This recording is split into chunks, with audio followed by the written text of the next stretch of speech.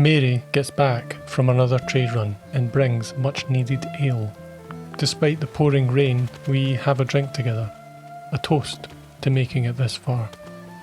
However, we are far from finished.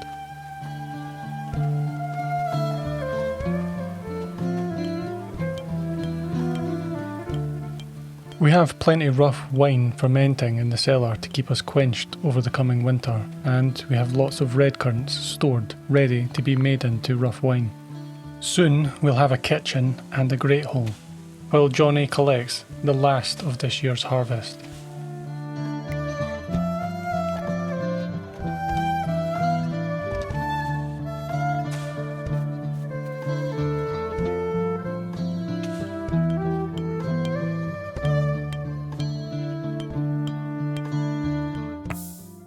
The winter comes. We plan our meal ingredients, as we don't want to be using the red currants for meals. We'll save those for the wine. I think we should do just fine this winter.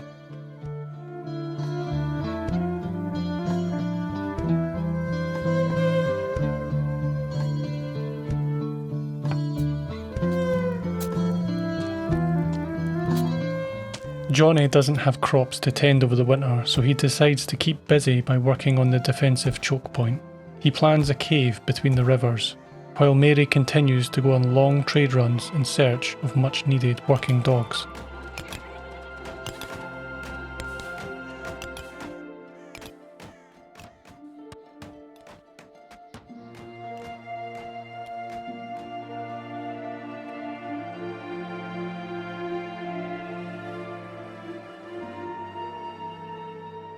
Unfortunately, the faithful sons of England still did not have any dogs to sell. Mary took limestone blocks instead, so as not to have wasted days of travel for nothing.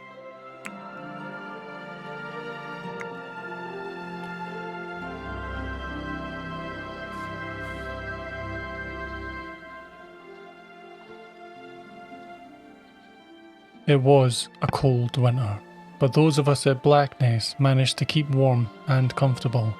Mary, on the other hand, continued her long journey back. The gods saw fit not to let her deeds go unrewarded. They sent us a dog. Darren was a fine breed, young and full of energy. He would need training, but Mary would be pleased to provide it. However, Mary's journey took days.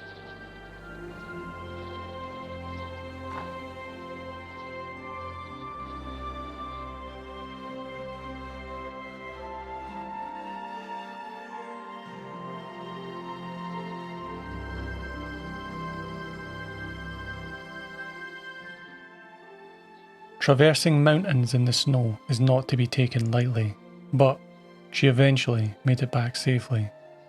Her duty to Blackness was nothing short of heroic. Mary didn't even take a break. She was the only competent cook, and the stove helped her thaw from her cold travels. Mary thanked the gods for their blessings and assured them that their emissary, Darren, would be well taken care of.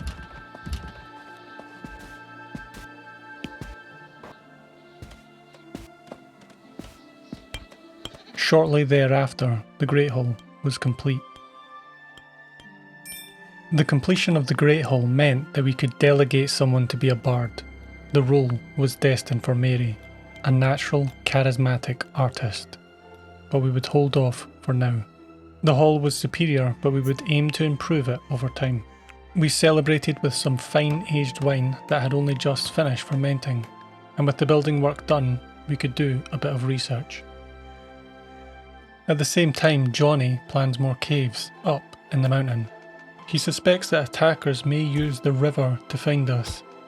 He plans heightened points in the mountains to defend from.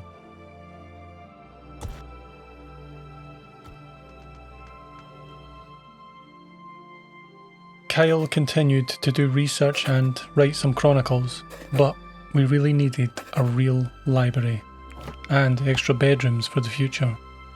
He is soon back to the build work.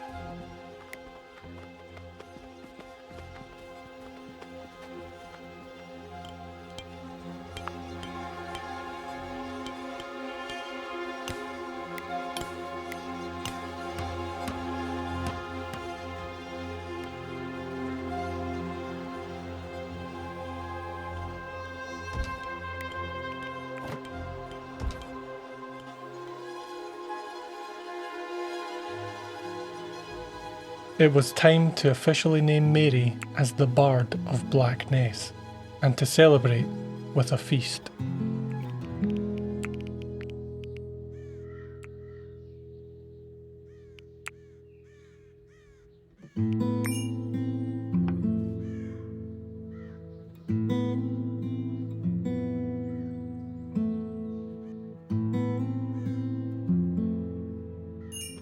It was a memorable feast for those who did not get completely legless and paralytically drunk.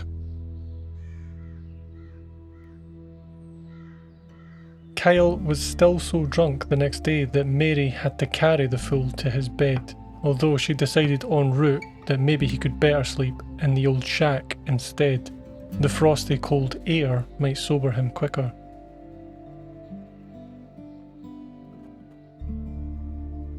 Soon, the spring came.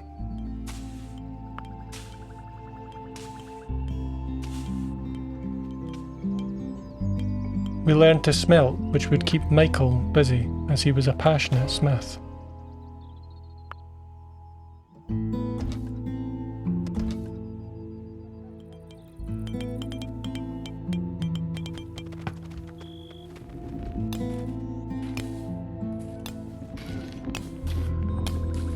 We planned a connection bridge for Johnny's tunnels, which would allow us to navigate the land more easily and to defend it.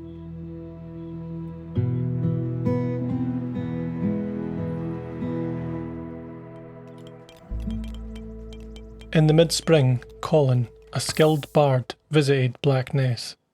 It was an opportunity for another festival, and for Mary to be able to join the festivities with us.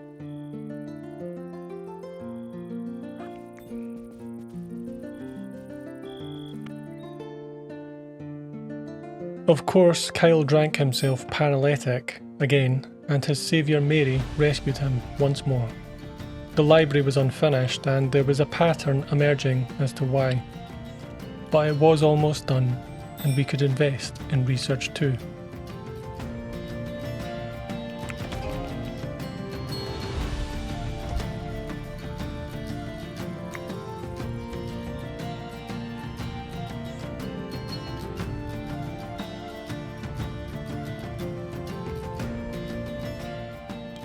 Kyle eventually sobered up, and the library was finished. But there was always more work to be done. We began work on castle adjustments.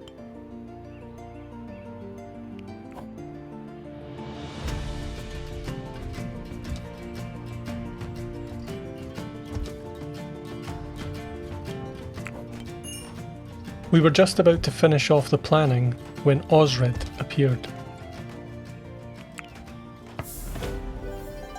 Osred was a tireless soldier. He could fight and he could use a bow.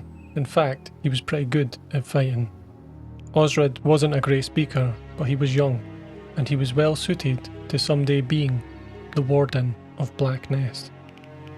We had plenty spare rooms to easily accommodate Osred. However, when we tried to get back to work, another guest appeared. Agacia was being chased by the Church of the Third Coming and sought refuge in Blackness. We welcomed Agacia, and her pursuers would face a grim end if they came looking for her. Agacia was an eager doctor and an unusual personality. She was both ruthless and a bit of a jester. You could never tell if she was joking or being offensive.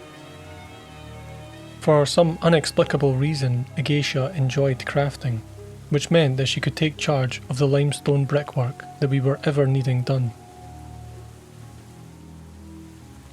With Kyle managing to stay sober, the build work was beginning to be completed, and we'd certainly want to be prepared for any invaders if they were brave enough to come.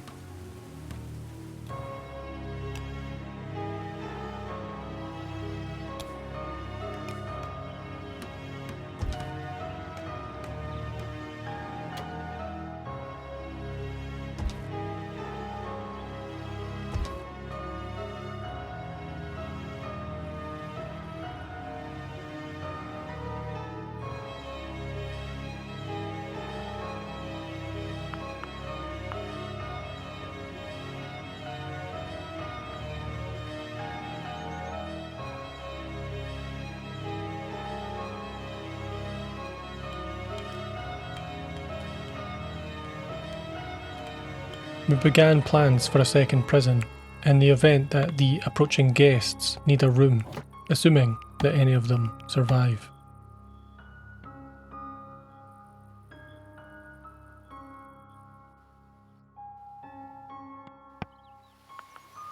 They eventually arrived, sending a negotiator to try to make a deal. Our offer was simple: surrender or know the wrath of Blackness. They too would accept no other offer than Agacia, who they intended to burn at the stake. We'll see who burns by the end of the day. As expected, they used the river to navigate. However, it was not the river we prepared for. Regardless, Kyle and Johnny would take the fight to them.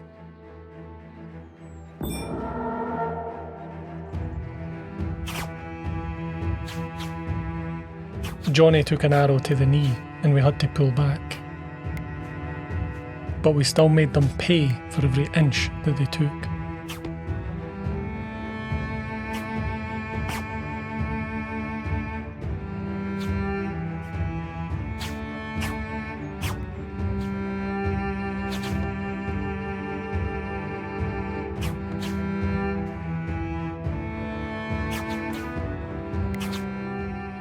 It was Osred's turn. Equipped with a steel shortsword and some light gambeson, he would face them head to head, allowing our archers to encircle them from above. He dropped them one by one like they were a bag of vegetables, and they tried to avoid fighting him and climb the cliff instead.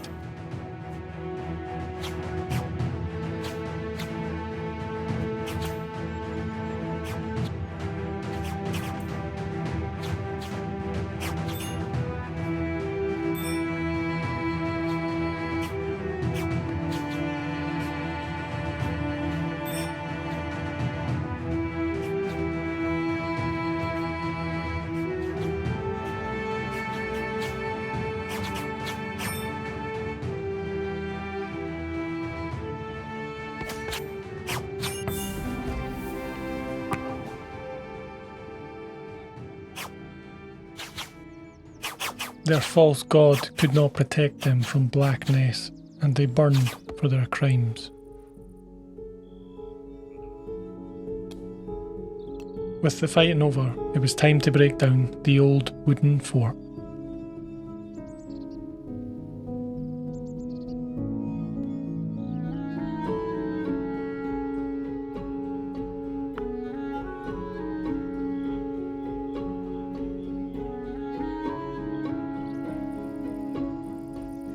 It was summer once more.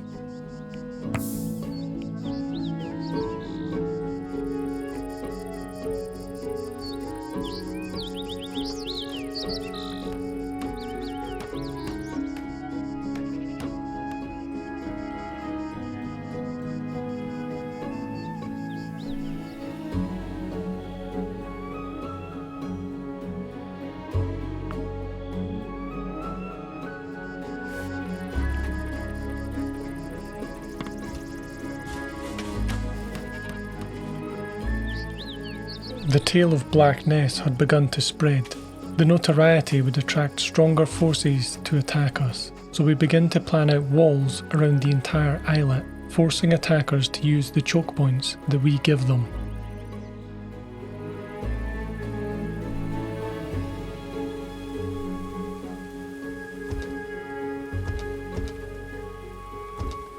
We also seek better defensive structures, such as traps and eventually fortified gates.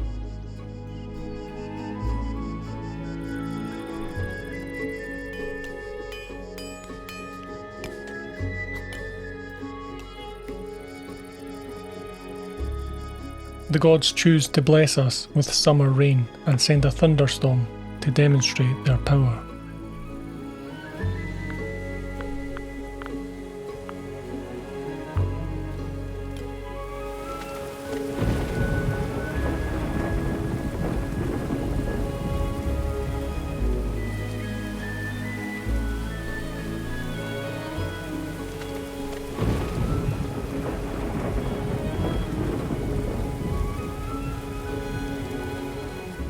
The gods had finally acknowledged Blackness, and our mission felt vindicated by the god's presence.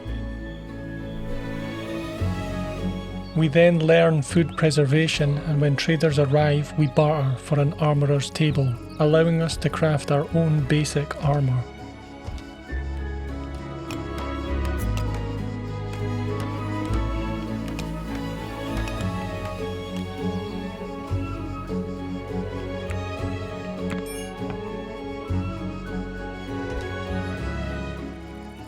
We give the library an underground book storage for our growing collection of archived knowledge. We begin to craft leather armour for our archers.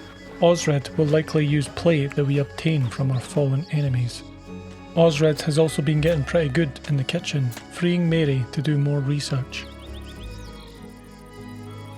After the battle some time ago, Osred has more than earned the role to be the Warden of Blackness. He is dutiful, disciplined, and fair. He also respects the old gods and was devoted to the mission of Blackness.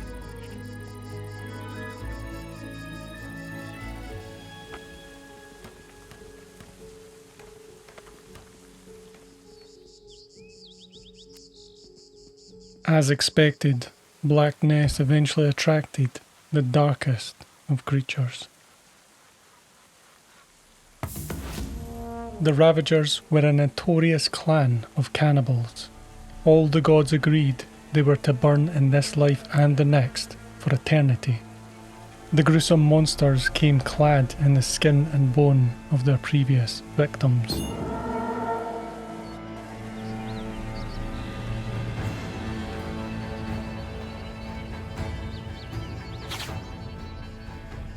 Their bone armour absorbed a lot of our arrows. We would need Osred to fight for this one.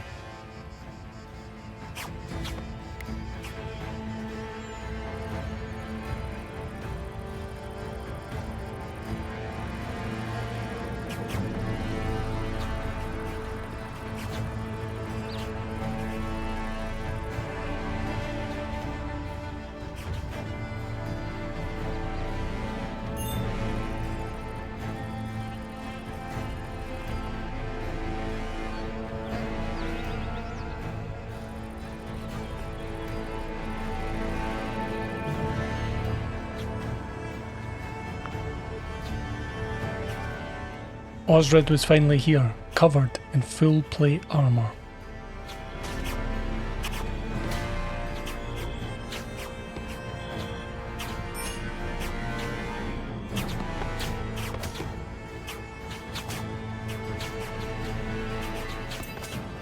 But he was outnumbered.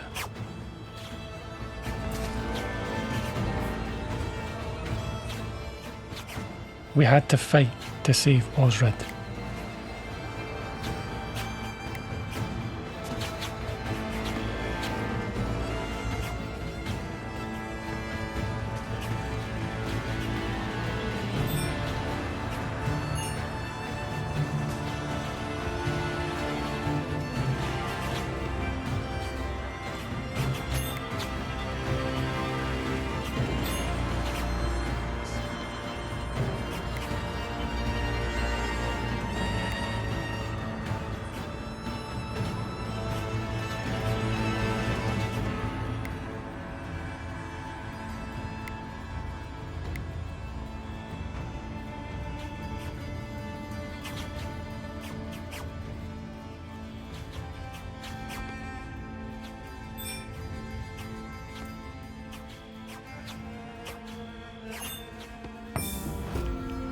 None of the fiends were spared, and it was a race against time to save the brave Osred. Fortunately, Mary was quick to tend him. She also had plenty of practice carrying full-grown men to their bed. Osred would make a full recovery.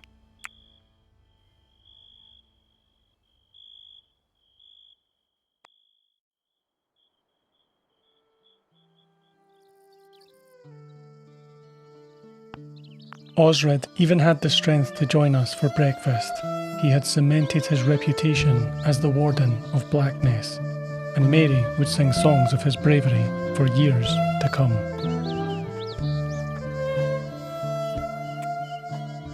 Our priority now was to properly fortify Blackness.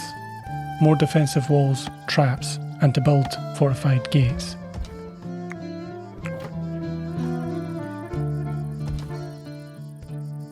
It took a very long time, but at long last, Darren was obedient. He could now help haul for us. We began preparing to bring order to the land. We constructed gallows in the centre of Blackness, where all could heed its warning. We researched and then planned out fortified gates at the main entrance. When attacked, we could close these, forcing the enemy to use Johnny's cave.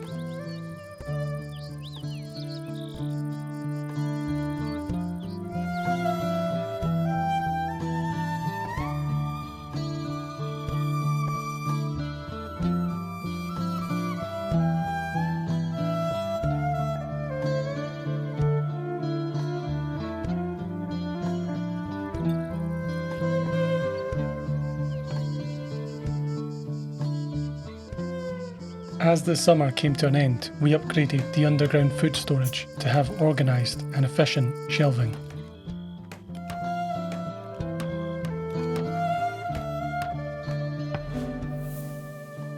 The autumn came and Blackness had come full circle through the seasons.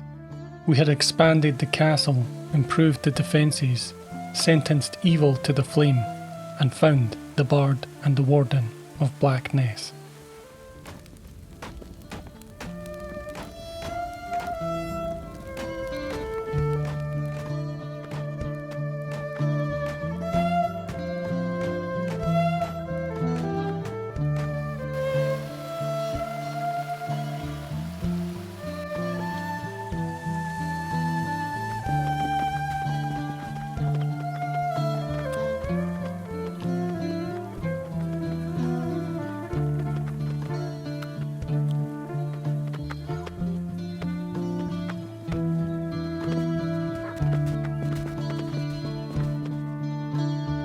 Thanks for watching.